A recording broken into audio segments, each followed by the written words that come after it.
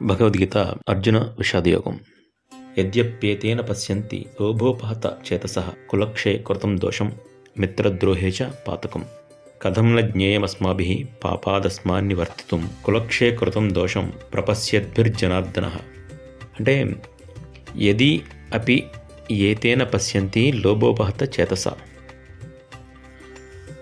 లోభోపహత చేతసః అంటే రాజ్యం కావాలి అనే కోరిక, రాజ్య లోభము చేత ఈ దుర్యోధనాదులు వీళ్ళకి విచక్షణ జ్ఞానం నశించిపోయి యది అపి ఏతేన పశ్యంతి, ఒకవేళ వాళ్ళు ఈ రాజ్య లోభము చేత విచక్షణ జ్ఞానం నశించి చూడలేకపోతున్నారు, దేన్ని చూడలేకపోతున్నారు, దేన్ని తీసుకోలేకపోతున్నారు. కులక్షయ కృతం దోషం అంటే కులనాశనం చే కలిగే దోషాన్ని, మిత్రద్రోహేచ పాతకం అంటే మిత్రద్రోహం వల్ల కలిగే పాపమును వీళ్ళు తెలుసుకోలేకపోతున్నారు. అందుకే వీళ్ళు యుద్ధ కాంక్షతో ఉన్నారు. కానీ కులనాశనం వల్ల కలిగే దోషము, పాపము ఎలాంటివనేది మాకు అంటే పాండవులకు తెలుసు కదా. కథం న జ్ఞేయం అస్మాభిః పాపాత్ అస్మాత్ నివర్తుతం కులక్షయ కృతం దోషం ప్రపశ్యద్భిః జనార్దనః. ఓ జనార్దన, ఈ కులనాశనం వల్ల కలిగే దోషము, పాపము ఎలాంటివనేది పాండవులము మాకు తెలుసు కదా. సో మేము ఈ పాపం చేయకూడదు అని మాకు తెలియాలి కదా, అంటే మేము యుద్ధం చేయకూడదు కదా అంటున్నాడు అర్జునుడు. ఇంతకు ముందు శ్లోకంలో అన్నాడు కదా ఆయన కులనాశనం చేసేవాడు మహాపాపి అని. వాళ్ళంటే ఈ దుర్యోధనాదులంటే ఏదో రాజ్యలోభం చేత వాళ్ళ బుద్ధులకి కులనాశనం చేయటం వల్ల కలిగే పాపం గురించి తెలియటం లేదు. బట్ మాకు తెలుసు కదా, తెలిసి మేమెందుకు యుద్ధం చేయాలి. ఇంకా ఏమంటున్నాడంటేనా, కులక్షయే ప్రణశ్యంతి కులధర్మా సనాతన ధర్మే నష్టే కులం కృత్స్నం అధర్మో అభి భవత్యుత. అంటే కులక్షయే ప్రణశ్యంతి కులధర్మా సనాతన. కులము నశించినట్లయితే అనాదిగా కులం వారు పాటించే కుల ధర్మం కూడా నశించిపోతుంది. ధర్మే నష్టే, ధర్మం నశించినట్లయితే క్రమంగా అధర్మం వ్యాపిస్తుంది. కులము అంటే వంశము, తెగ, ఇల్లు, ఊరు అని చెప్పుకున్నాం కదా.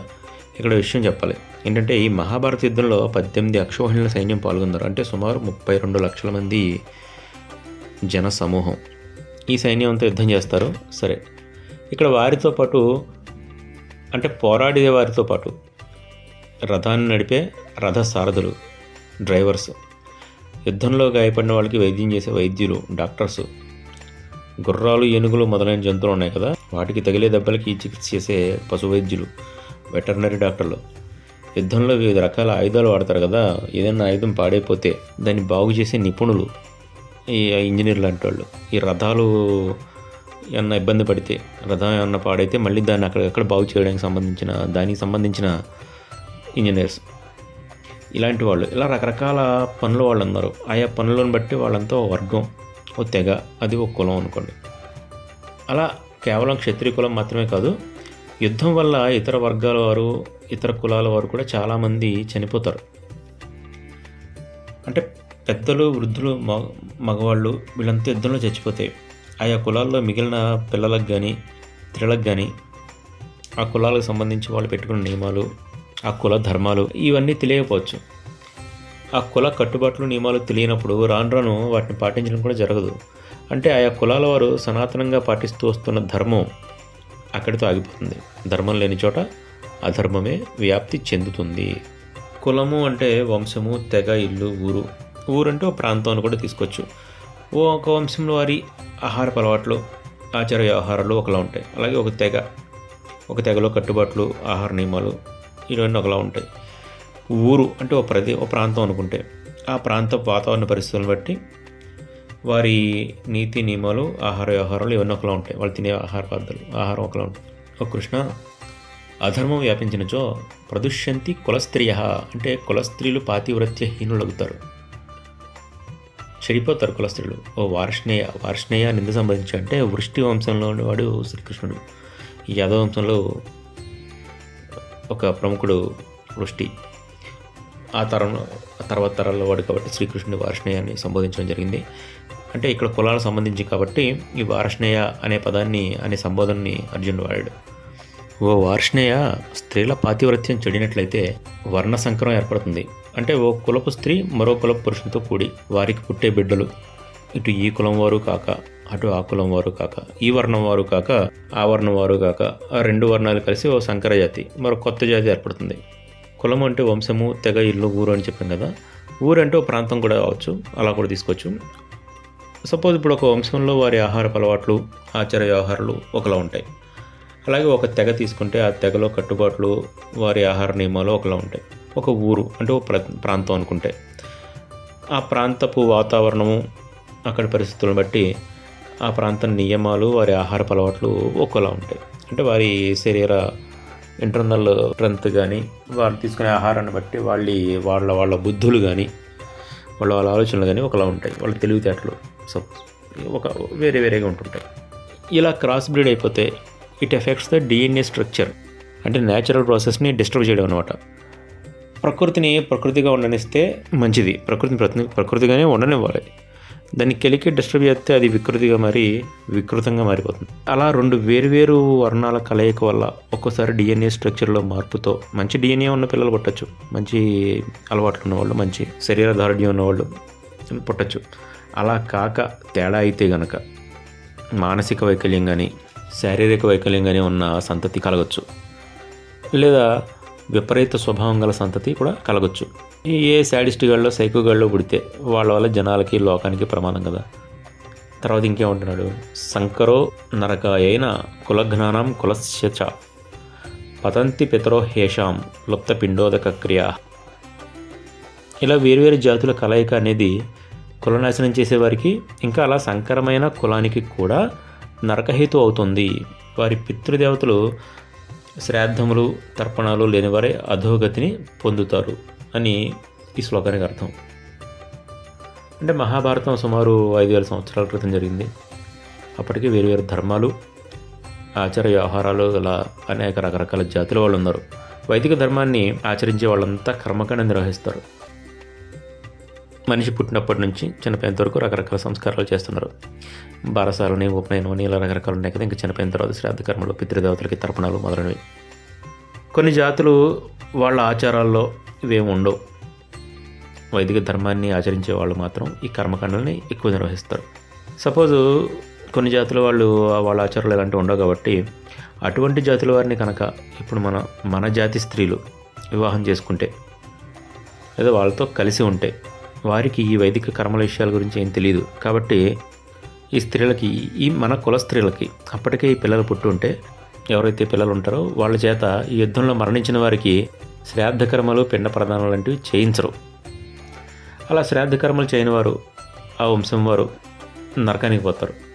ఇంకా అవి అందుకొని మరణించిన పెద్దలు ఉన్నారు చూసారా, వారి ఆత్మలు, వాళ్ళు కూడా ముక్తి లేక అధోగతి పాలవుతారు.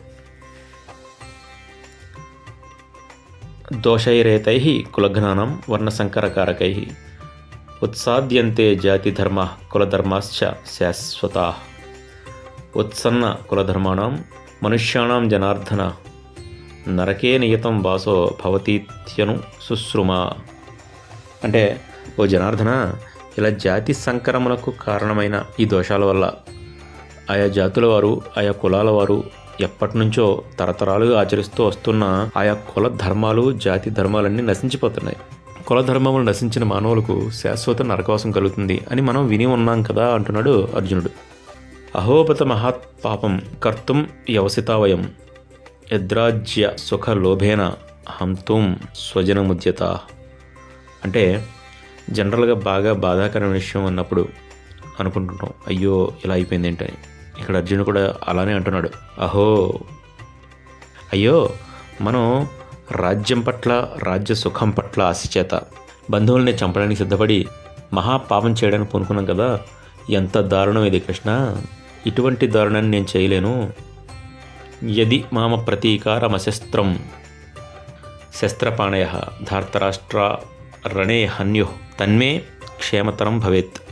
అంటే యది ఒకవేళ మామ ప్రతీకారం అశస్త్రం, మాం అప్రతీకారం అశస్త్రం, అంటే అశస్త్రం అప్రతీకారం మాం, శస్త్రములను త్యజించినట్టి అంటే ఆయుధాన్ని విడిచిపెట్టి ప్రతీకారము చేయనటువంటి నన్ను, ఆయుధాలు ధరించిన ధార్తరాష్ట్రులు, ధృతరాష్ట్రుని పుత్రులైన దుర్యోధనాదులు యుద్ధంలో నన్ను చంపిన వారైనను, అంటే వాళ్ళు నన్ను యుద్ధంలో చంపేసినా కానీ ఆయుధం పట్టకుండా ఉన్న నన్ను వాళ్ళు యుద్ధంలో చంపినా కూడా నాకు మంచిదే అవుతుంది అంటున్నాడు ఈయన. అంటే గాంధీవం మొదటనే చేతి నుండి జారిపోతుంది అన్నాడు కదా, ప్రస్తుతం ఆయన తన చేతిలో ఉన్న ఆయుధాన్ని విడిచేస్తాను, పైగా యుద్ధం కూడా చేయను అంటున్నాడు.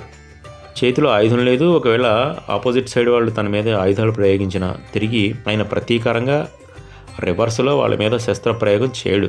అటువంటి స్థితిలో ఉన్న తనని ఈ దుర్యోధనాదులు శస్త్రప్రయోగం చేసి ఆయుధాలు ప్రయోగించి చంపినా కూడా అది తనకు మంచిదే అవుతుంది అంటున్నాడు ఈయన. ఎలా మంచిది అవుతుంది అంటే ఆయన ఉద్దేశం ఏంటంటే, బంధువులని చంపకపోవడం వల్ల ఒక పాపం రావట్లేదు, బంధువులు స్నేహితులు అందరూ బతికే ఉంటారు. అటువంటిప్పుడు వీళ్ళ కులం వీళ్ళంతా బతికున్నప్పుడు కులనాశనం చేసిన పాపం కూడా తనకి కలగట్లేదు. ఆ రకంగా అక్కడ తను చనిపోయినా సరే తనకి మంచి జరుగుతుంది అని అర్జునుడి అభిప్రాయం. ఈ విధంగా అర్జునుడు తన మానసిక ఆందోళన, బాధ, స్ట్రెస్ అంతా కూడా శ్రీకృష్ణ పర్వతం దగ్గర మొరపెట్టుకున్నాడు అని సంజయుడు ధృతరాష్ట్రునితో చెప్తున్నాడు కదా. సంజయ్ ఉవాచ ఏవ ముక్త్వార్జున సంఖ్యే రథోపస్థ ఉపావిశత్ విసృజ్య సశరం చాపం శోక సంవిఘ్న మానసః. అంటే అర్జునుడు శోక సంవిఘ్న మానసః, శోకము చేత కలత పొందిన మనస్సు గలవాడై ఈ విధంగా పలికి ధనుర్బాణాలను విడిచి రథం మీద చతికిల పడిపోయాడు అని సంజయుడు ధృతరాష్ట్రునితో చెప్పడంతో భగవద్గీత 1వ అధ్యాయం అర్జున విషాదయోగం సంపూర్ణమైంది. తర్వాత భాగాల్లో సాంఖ్యయోగం గురించి మాట్లాడుకుందాం. అందరం కలిసి గీతాయజ్ఞం చేద్దాం.